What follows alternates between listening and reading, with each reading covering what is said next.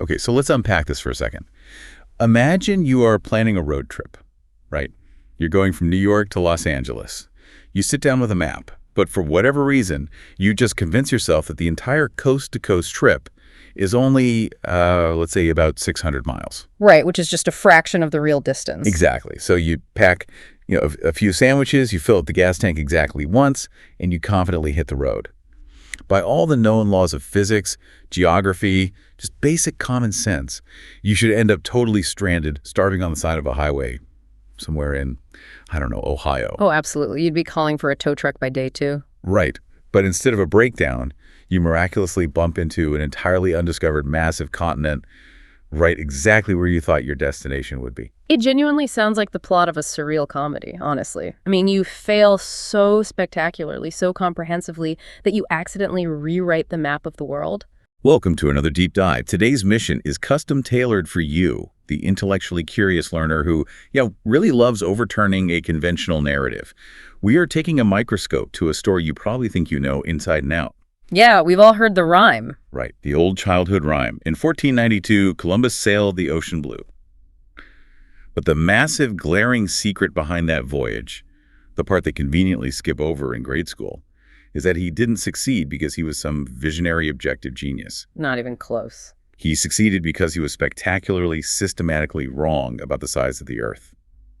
So today, we are exploring how a catastrophic mathematical error, which was driven by confirmation bias and some very intense theology, accidentally catalyzed one of the most significant events in global history. Which is, of course, the discovery of the Americas and the rise of the Spanish Empire. And to really understand the sheer magnitude of his miscalculation, we first had to tear down a pretty massive wall of mythology. Because the popular narrative we usually hear frames this as, a brave progressive explorer fighting against this regressive flat earth dogmatism. Right, exactly. We picture him as this lone voice of reason standing in a room full of superstitious clerics who genuinely thought his ships would just sail off the edge of a cosmic waterfall. I mean, I remember being taught exactly that in elementary school, that he was fighting the flat earthers. Is there any actual truth to that at all, or is it just a later invention? It is entirely historical fiction, completely made up. Wait, really? The whole thing? The whole flat earth conflict.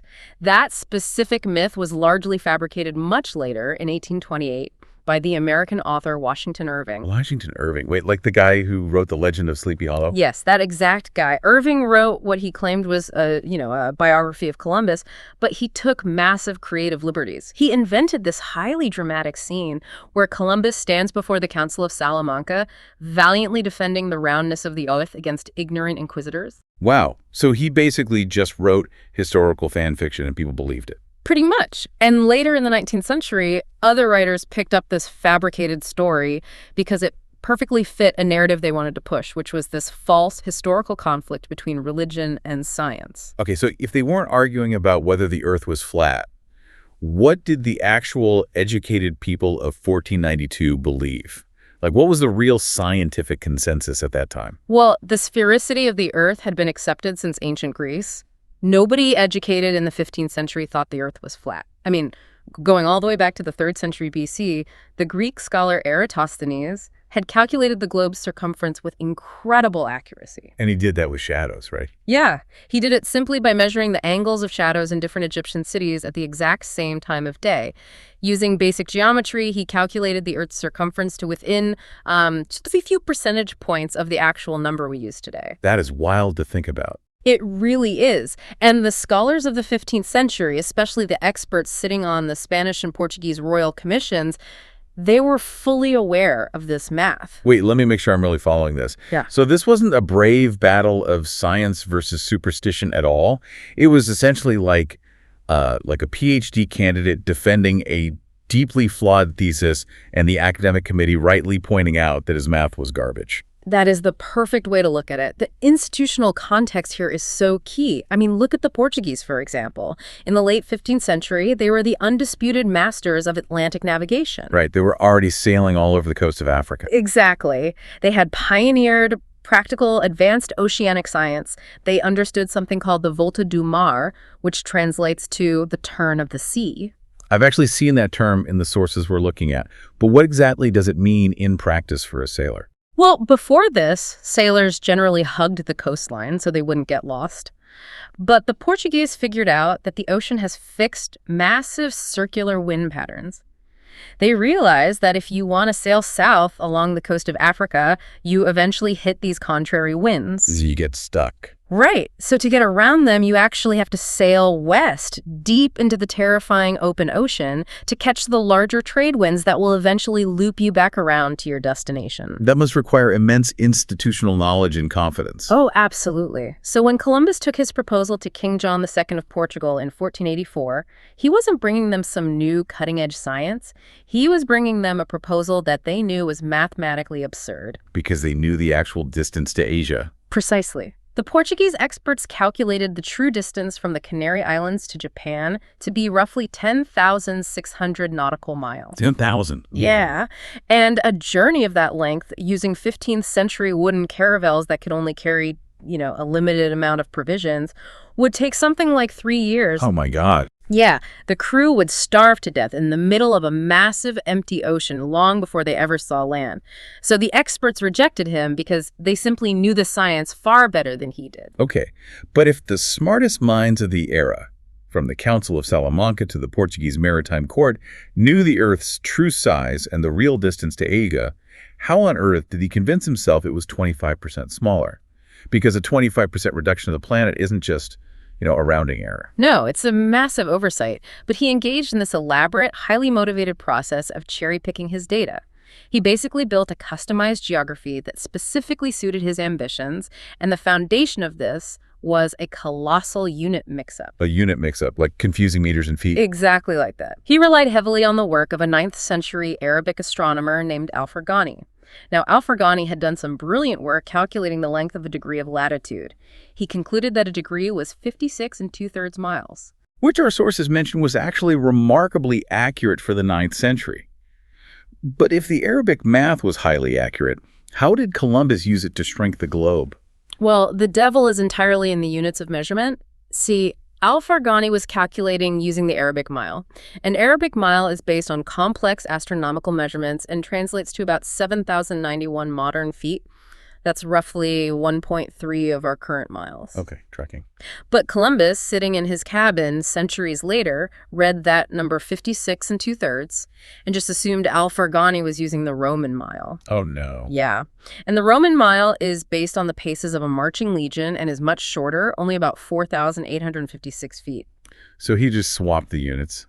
I mean, think about buying a couch that is clearly too big for your living room, right? And instead of accepting reality, you just take a broken ruler, you measure it again using smaller inches, and you declare, perfect, it fits. That's exactly what he did. He essentially engineered a short ocean model through sheer willful ignorance. And the crazy part is, shrinking the globe was only step one, because a smaller globe still left a massive ocean between Europe and Asia. He needed to shrink the water specifically. Okay, so how did he do that? To do this, he had to physically stretch the Asian continent eastward across his newly shrunken globe. The widely accepted estimate at the time, which was proposed by the ancient geographer Ptolemy, stated that the Eurasian landmass took up 180 degrees of the globe. It was pretty big. Right. But Columbus threw that out entirely. Instead, he preferred the calculations of Marinus of Tyre, who was a first-century geographer who massively overestimated Eurasia's width at 225 degrees. Let me guess. He didn't stop there. He needed to stretch it even further. Got it. He then layered the travel accounts of Marco Polo on top of that. Marco Polo wrote about his overland travels to China and his stories of Japan, or Kipango, as they called it. Right, the famous travels. Yeah, and Columbus used these highly subjective travel diaries to push the eastern edge of Japan even further out into the ocean, all the way to between 270 and 300 degrees of longitude. So by shrinking the physical circumference of the Earth with the Roman mile error, and then wildly stretching the Asian landmass like a rubber band across that shrunken globe, what was his final calculation for the ocean gap? He calculated that the open water between the Canary Islands and Japan was a mere 2,400 nautical miles. Instead of the reality of over 10,000 nautical miles? I mean, the confirmation bias is staggering. But you're listening to this, you've got to be wondering how a seasoned mariner stakes his life and the lives of 90 crew members on math this visibly fractured. It's hard to fathom, honestly. Because mathematical errors happen, sure. But to bet your life on a broken ruler requires an unshakable, almost fanatical conviction. Looking at the sources, it really seems like the math was just a servant to his theology. Oh, absolutely. You cannot separate his navigational ambitions from his intense religious worldview. His primary intellectual influence wasn't an ancient mapmaker or a practical navigator.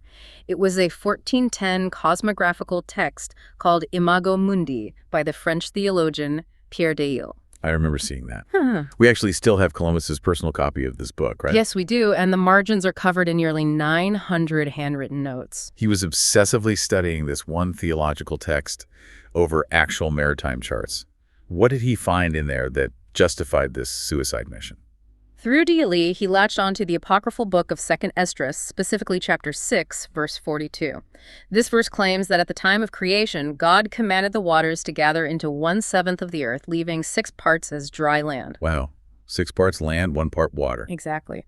For Columbus, this was the ultimate trump card. If the Bible implied that 6/7 of the world was land, then the vast, impassable oceans proposed by the Portuguese experts simply couldn't exist. To accept a massive ocean meant doubting Scripture. But look at it from his perspective. If he accepts the scholar's math, his entire spiritual timeline collapses, right? Because the sources mention his motives were deeply eschatological. Can you break down what that meant for his actual day-to-day mindset? Well, eschatological simply means he was obsessed with the end of the world. According to his own writings, particularly his later book Prophecies, he genuinely believed the world had only 155 years left before the end of days. Just a century and a half left? Yeah. He saw himself not as an explorer, but as a divine instrument. The clock was ticking. He needed to secure the vast, legendary riches of Asia for a very specific purpose. Which was what? To fund a final, massive Christian crusade to reclaim Jerusalem from the Ottoman Empire before the world ended. Okay, so he wasn't trying to get rich trading spices for the sake of a retirement fund. He was literally trying to trigger the biblical end times. That completely recontextualizes his stubbornness.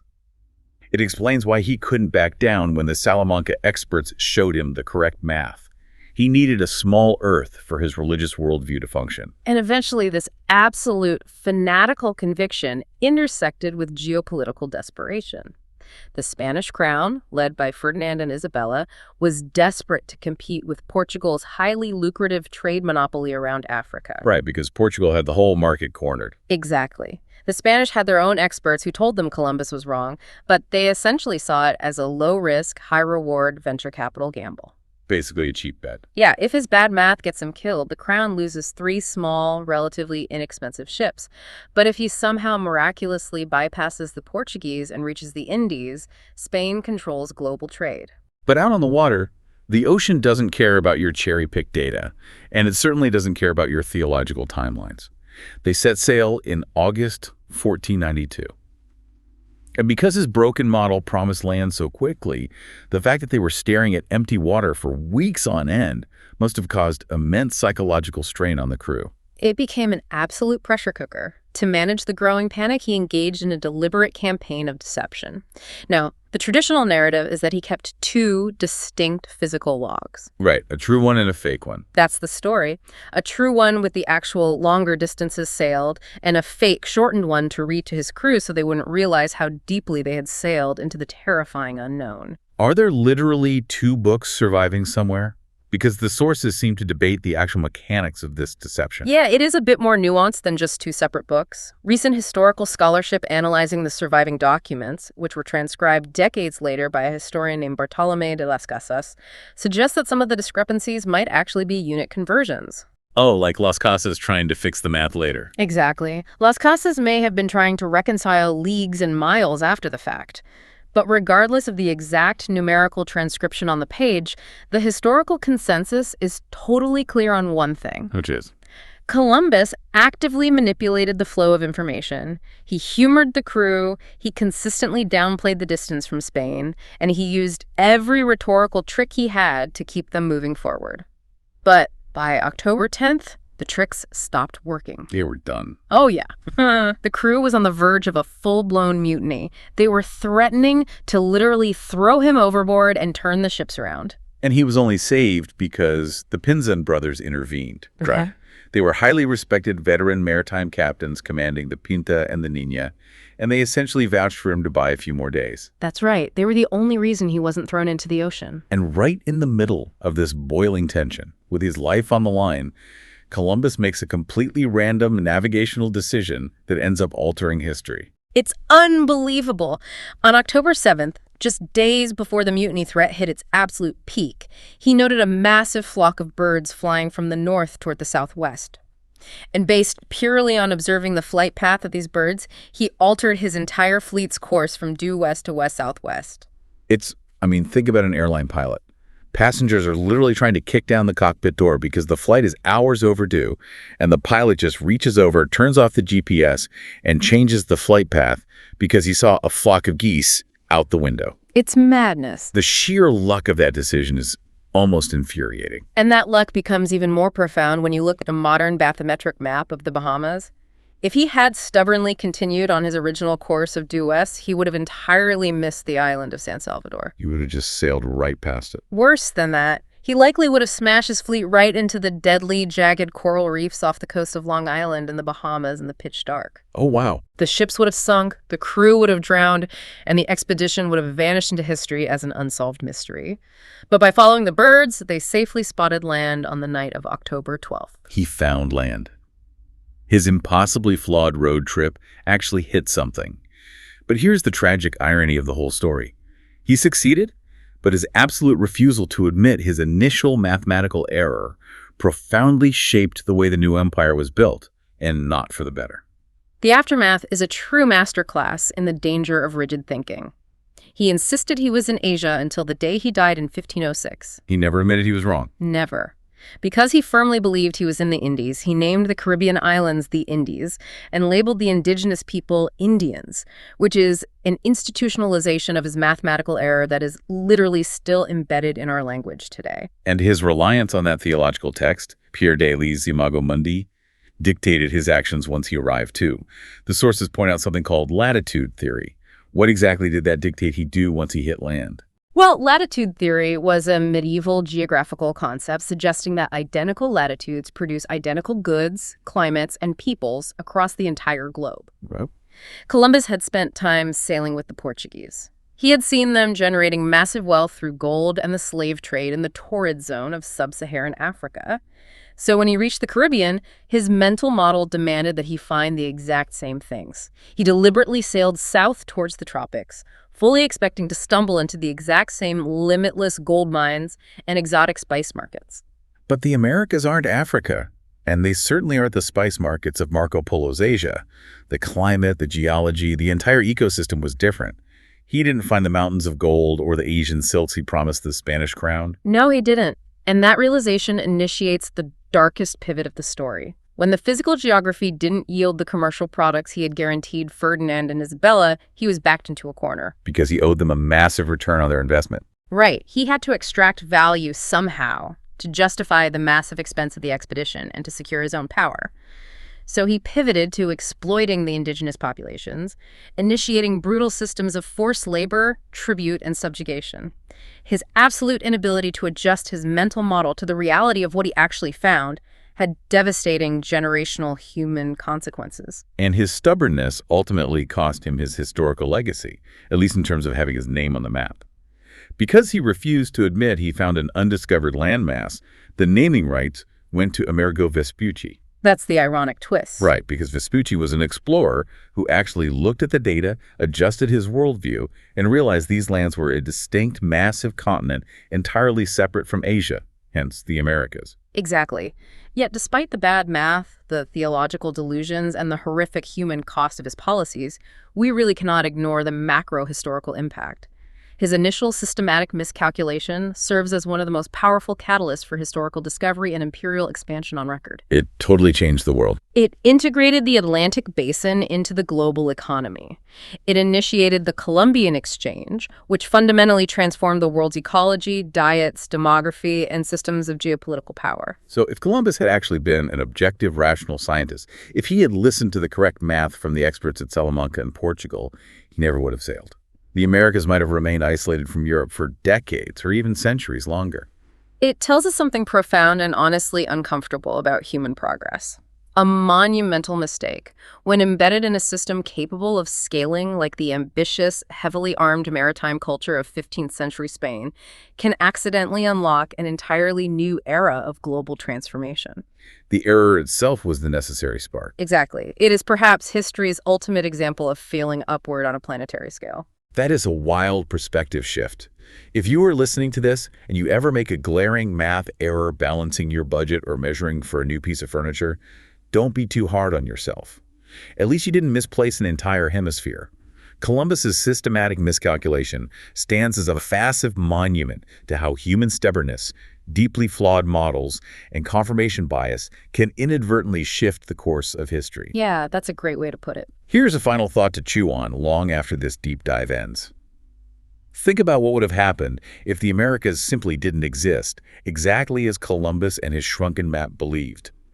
His ships would have sailed past where the Bahamas are, out into a totally empty, endless expanse of water. They wouldn't have made it. They would have run out of food within weeks, and his expedition would have vanished into the waves as a minor, foolish tragedy.